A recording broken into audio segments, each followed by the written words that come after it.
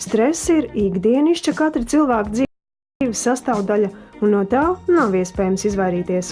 Ilgstoši iedarbojoties stresa faktoriem, asinīs rodas stresa hormonu kortizonu un adrenokortikotropīnu pārprodukcija, iestājas organisma aizsargsistēmu izsīkums.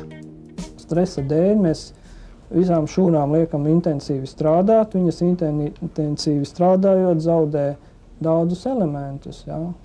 Un tieši tāpēc mums vajag atkal papildus saņemt pilnvērtīgu uzturu, daudzus vitamīnus, makroelementus, jo viņi ir iztērēti, un olbaltumvielas, protams. Hroniska stresa stāvoklis pasliktina magnija uzsūkšanos, palielina tā izdalīšanos no organisma, tādējādi pastiprinot organisma vajadzību pēc tā.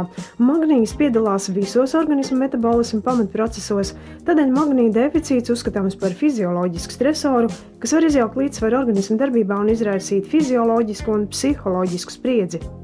Latvijā atzītākais oriģināla medikaments, kur sastāvā ir optimāla magnija un B6 vitamīnu kombinācija, kas efektīvi uzveic magnija trūkumu un tā izraisītos simptomus.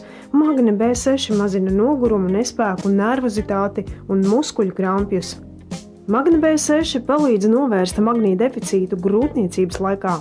Ja grūtniece sūdzās par krampjiem kājās vai galvas sāpēm vai muskuļu vājumu, jeb miega traucējumiem, arī dzemdes pārliecīgu tonizēšanos, mēs iesakām lietot magniju un B vitamīnu kopā. Lai magnijs organismā labāk uzsūktos, nepieciešams B6 vitamīns, tātad magne B6.